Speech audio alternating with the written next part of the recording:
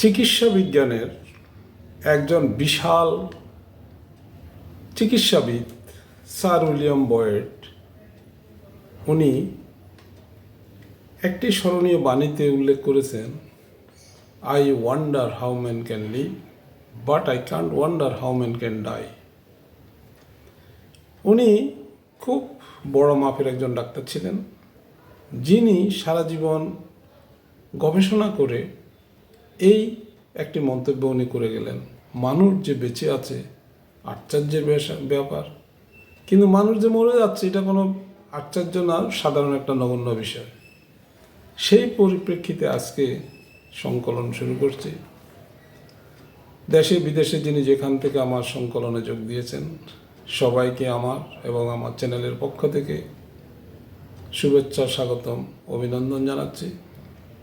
প্রাত্যহিক জীবনের ঘটনাবলী, মানুষের শারীরিক বিষয়াদি এবং ধর্মীয় আলোচনা, মহর্ষিগণের জীবন আলোচনা ইত্যাদি নিয়ে আমার চ্যানেলের আলোচ্য।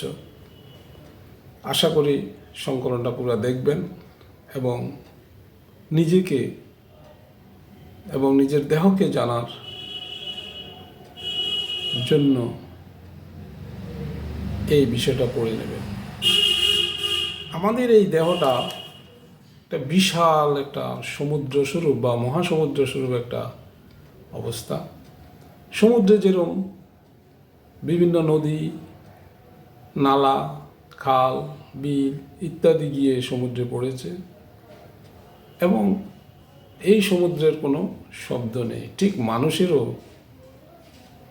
শরীরটাকে সমুদ্রের সাথে তুলনা করলে কম হবে না। চিকিৎসা বিজ্ঞানে এই শরীরটাকে হৃদয়ঙ্গম করার জন্য চিকিৎসাবিদগণ বিভিন্ন অংশে ভাগ করেছেন। সেই অংশগুলি আজকে সামান্যভাবে আলোকপাত করব।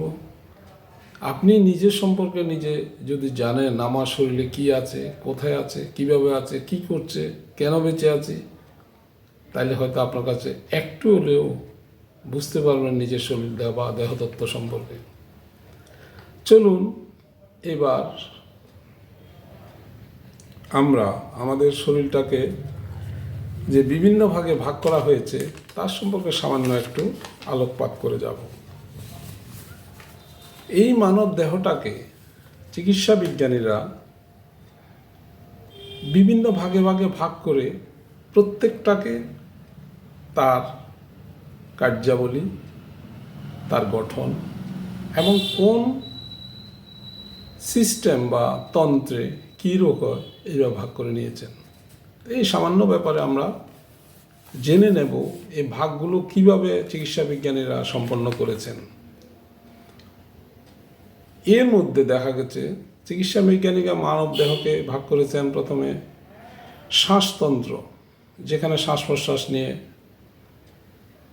চলে, খাদ্যতন্ত্র, যেখানে খাওয়ার হজম বা খাওয়া এগুলি নিয়ে বর্ণিত হয়, রক্ত সঞ্চালন তন্ত্র, আমাদের শরীরে 24 ঘন্টা রক্ত সঞ্চালন হচ্ছে, হয়তো আমরা অনেকে জানি বা জানি না।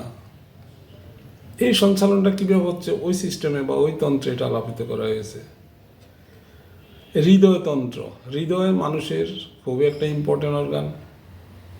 এই হৃদয় 24 ঘন্টা কাজ করে যাচ্ছে, ঘুমে বা অঘুমে, যে কোনো সময় এটা কোনো বন্ধ নেই। এই হৃদয়তন্ত্রের মধ্যে এই বিষয়ে বর্ণিত আছে। রেচনতন্ত্র, যেটা আমরা খাচ্ছি, যত কিছু আমরা খাচ্ছি সবগুলো পরিষ্কার পরিচ্ছন্ন একটা ছাঁকনির মাধ্যমে, যেটাকে আমরা বলি কিডনি, এটাকে আমরা রেচনতন্ত্র বলি। এরপরে আছে যকৃততন্ত্র, মানে যেখানে লিভার জাতীয় যত অর্গানিক বিষয় আছে এই লিভারের মধ্যে সিস্টেমে ওনারা চিকিৎসা বিজ্ঞানীরা ভাগ করে নিয়েছেন। হাড়তন্ত্র, মানুষের শরীর হাড়ের মধ্যে দাঁড়িয়ে আছে, একটা বিল্ডিং যেরকম রড নিয়ে দাঁড়িয়ে আছে, মানুষের শরীরটাও এই হাড় নিয়ে দাঁড়িয়ে আছে। এখানে অনেকগুলো হাড় আছে। পরবর্তীতে এই ব্যাপারে একটু সামান্য সম্মুখ ধারণা দেওয়ার চেষ্টা করব। এই হাড়ের উপরে যে মাংসগুলি বসে আছে এটা মাস্কুলো স্কেলিটাল সিস্টেম বা মাংসজনিত তন্ত্র।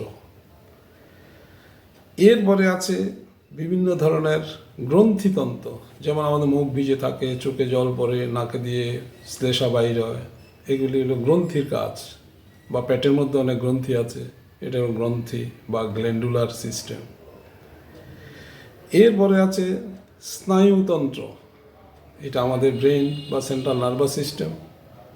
ব্রেনের মধ্যে এমন একটা বিষয় আমরা মনে রাখছি, পুরো শরীরটা কন্ট্রোল করছে, ব্রেনের মধ্যে থেকেই সব কিছু আমাদের কর্মপরিধি পরিচালিত হয়। এরপরে আছে চক্ষু, এটা একটা ডিপার্টমেন্ট বা একটা তন্ত্র। ইএনটি, নাক কান গলা, এবং যেটা নিয়ে আমরা একটা সিস্টেম তৈরি করা হয়েছে। এরপরে আছে দন্ত বা ডেন্টাল, এইটা একটা সিস্টেম, এখানে দন্ত নিয়ে। এছাড়া বর্তমান যুগে যত রিসার্চ বা গবেষণা হচ্ছে, আরও নতুন নতুন অনেক সিস্টেম চিকিৎসাবিদেরা বের করছেন। আমরা যদি সম্যক একটু ধারণা রাখি যে এই সিস্টেমগুলো কোথায় কি হচ্ছে, কোন সিস্টেমে কী রোগ হচ্ছে, সম্যক একটু ধারণা যদি আমরা নিতে পারি, আমাদের প্রত্যেকের জীবনে কিছু না কিছু এলে উপকৃত হবেন। আশা করব ভিডিওটা যদি আপনার সামান্যতম কাজে লাগে, তাহলে আমার এই ভকভক বা কথাবার্তা বলা কিছুটা এলো সার্থক বলে আমি মনে করব। পরবর্তীতে এই প্রত্যেকটা তন্ত্র বা সিস্টেমের সম্যক ধারণা দেওয়ার আশা রেখে আজকের সংকলন এখানে শেষ করছি। ভালো থাকুন, সুস্থ থাকুন, নিজের এবং পরিবারের স্বাস্থ্য সুরক্ষা নিশ্চিত করুন। আবারও সবাইকে শুভেচ্ছা, স্বাগতম, অভিনন্দন এবং নমস্কার জানিয়ে আজকের সংকলন এখানে শেষ করছি। সবাইকে আবারও মঙ্গল কামনা করছি।